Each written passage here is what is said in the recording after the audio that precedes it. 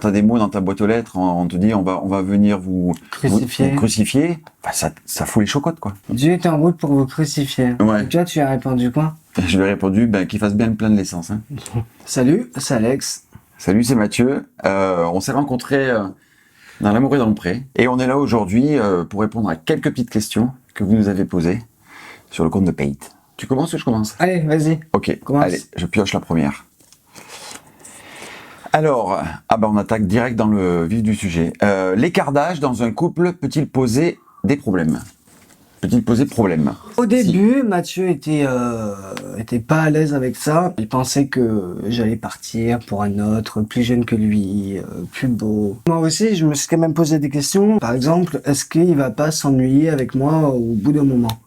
Parce qu'on n'a pas le même vécu. Et voilà, il peut y avoir un moment, un mur. Moi, j'ai 46 ans. Alex en a 26. Donc, on a 20 ans d'écart. Et en fait, moi je lui apporte toute la maturité, les projets, parce qu'on a plein de projets en cours. Et Alex, il m'empêche de m'endormir en fait. Il me booste derrière. Et je suis plus à le canaliser. C'est le plus jeune là qui canalise le plus âgé. Oui, mais ça c'est parce que je suis hyperactif. Oui. Donc c'est pas parce que je suis vieux. C'est parce que je suis hyperactif, donc tu me... Je te canalise. Il me coince. Donc voilà, donc on est très content en fait de pouvoir casser un peu les codes en disant que... Et démontrer.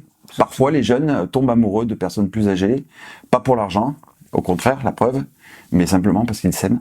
J'ai bien répondu? Oui, très bien, mon bébé. Deuxième petite question. Être gay à la campagne, Putain. est-ce que c'est facile? Toi, le monde des courses, c'était quand même un peu plus... Oui, mais c'est très macho. Huppé. C'est très macho, le monde des courses, et il y a beaucoup de non-dits. Ouais. Et moi, je suis dans un milieu taurin, on appelle la bouvine, parce que je suis éleveur de taureaux de Camargue, où là c'est très macho, et c'est très compliqué. J'ai mis bien 4 ans à ce qu'on commence à me regarder ou à un peu me respecter. En fait, être gay à la campagne, c'est... Pas évident. Allez, Alors, racontez-nous vos coming out. Je sortais avec une fille qui s'appelait Blandine, ça faisait 2 ans que nous étions ensemble, j'avais 19 ans je crois. Et on devait sortir en boîte de nuit avec ma mère et ma sœur. Blandine n'était pas là. Ma mère et ma sœur ne veulent pas sortir en boîte, du coup moi j'y vais, sauf qu'au lieu d'aller dans la boîte classique, je suis allé dans la boîte des garçons. Ça s'appelait le Rome Club à l'époque. C'était une très grosse boîte gay à Montpellier. J'ai embrassé un garçon, et là j'ai dit, c'est pas possible, c'est ma vie, c'est ça. Donc je le dis à ma mère, elle pleure, puis finalement elle me laisse. 14h je pars, je vais dire à ma grand-mère, à mes grands-parents à Grenoble, donc à 17h. 19h, donc je vais chez mon père, là c'était un petit peu plus compliqué. Je suis rentré à Montpellier, je suis retourné à cette boîte de nuit à 1h du matin, j'ai dit à tout le monde, ça y est, j'ai fait mon coming out. Et les gens m'ont pris pour un dingue. Mais j'étais libéré. pour moi, c'était...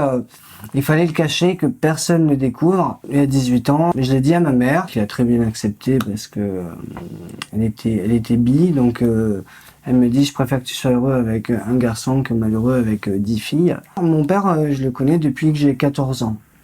Et j'ai jamais eu cette relation de père-fils, en fait. J'ai dit par SMS, et de suite, ça a été t'es pas mon fils, enfin voilà, toutes les insultes qu'on peut avoir. Je suis parti en Pologne, et 1 an après, il m'envoie un message en disant qu'il commençait à accepter, mais que c'était dur pour lui. Mais voilà, après j'avais plus peur, quoi, et si ça plaît, ça plaît, si ça plaît pas, ça plaît pas.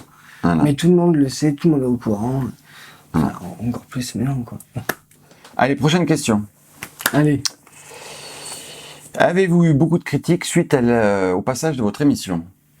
Bon, au passage de L'amour est dans le pré. Bon, on en a eu, oui, forcément. On en a eu même énormément. Et M6 a eu le courage de montrer à 21h 2 garçons dans une télé-réalité qui se roulent un patin terrible. On s'embrasse, machin, etc. Et c'était pendant le 2e confinement. Et on tombe sur cette...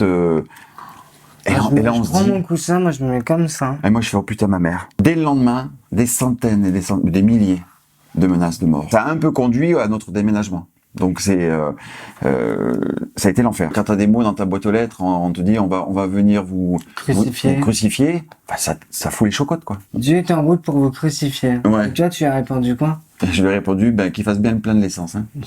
Voilà. On a quand même des critiques du milieu gay un peu. Ah ouais. On reçoit régulièrement des critiques. Oh, il est avec un vieux con. T'as vu la gueule du vieux. Je crois pas à leur histoire. Ils veulent faire une GPA, mais comme ils sont passés à la télé, ils ont plein de thunes. T'es que des trucs comme ça. Là, on a parlé que des messages négatifs, hein. Mais le 95%, 98% des messages qu'on reçoit, ce sont des messages d'encouragement, des messages d'amour, merci. Alors, Qu'est-ce que vous aimez le plus et le moins chez l'autre? oh là là, attends, il faut qu'on réfléchisse. Hein. Ce que j'aime le moins chez Alexandre, mais ça c'est vraiment quelque chose qui me... C'est ma lenteur. C'est sa lenteur. Non, tu n'es pas quelqu'un de lent. On est arrivé en retard à l'interview, on est d'accord? Le fait de me préparer. Est-ce que vous savez pourquoi on est arrivé en retard à l'interview? Parce qu'on devait partir à 13h30 et qu'à 13h28, il s'est fait cuire des pâtes. Je l'attends. En fait, je l'ai attendu toute ma vie. Et maintenant que je l'ai, je continue à l'attendre. Il faut se faire désirer, hein. Je suis Voilà. désolé. Hein. Sa plus grande qualité, c'est sa gentillesse. C'est un garçon qui ne sait pas ce que c'est que la méchanceté. Et sain, c'est un garçon sain. Voilà, c'est ça que j'aime chez lui. Altruiste aussi. Ouais, ça va un petit peu avec tout ça.